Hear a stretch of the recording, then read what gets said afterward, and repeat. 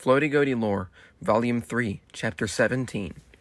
Floaty Goaty Lore and Cruz and Dog versus Liam. I am Aiden, the creature said.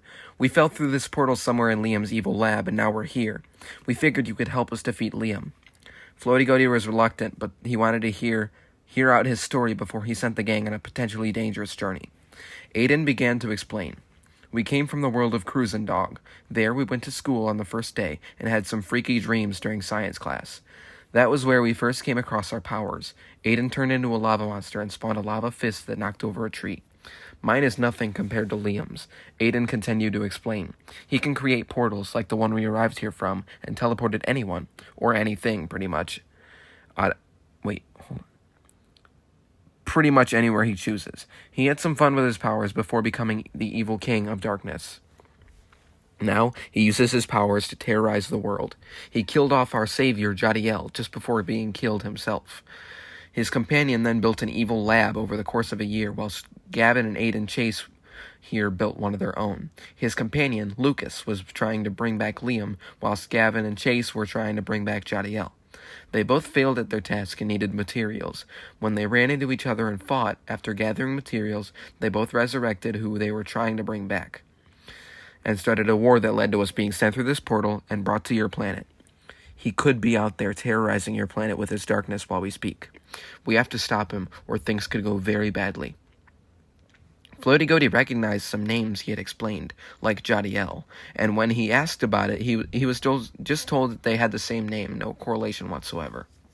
Floaty Goaty agreed that what Liam was doing was terrible, so he decided to help.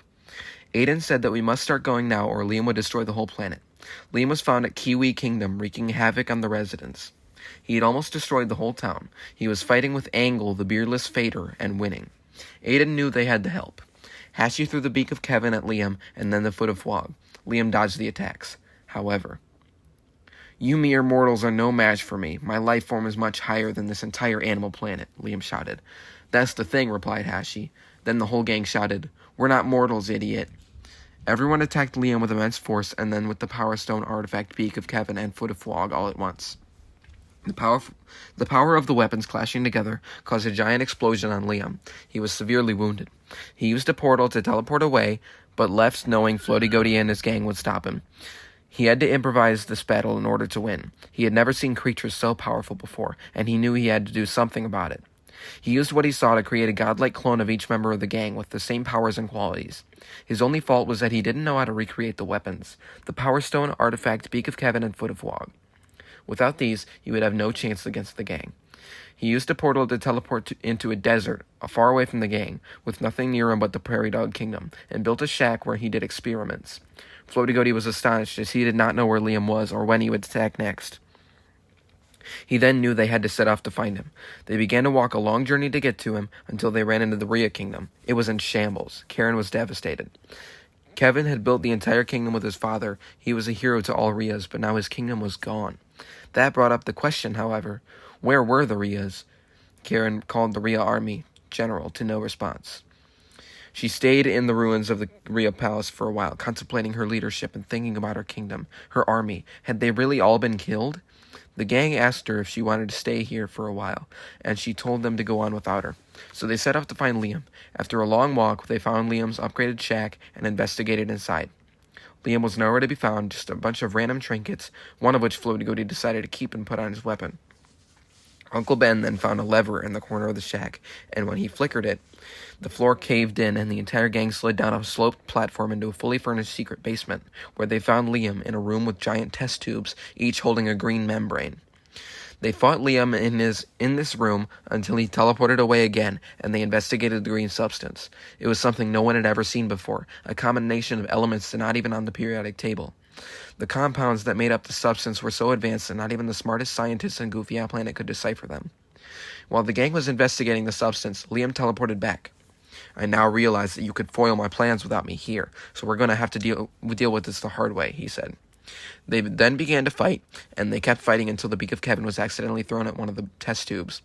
Liam began to grin menacingly as the green substance shot out of the tube, and morphed into a clone of Hashi. The other tubes then broke, and the green substances slid out and turned into each member of the gang. Floaty Goaty immediately led the gang out, thinking they were evil plasma.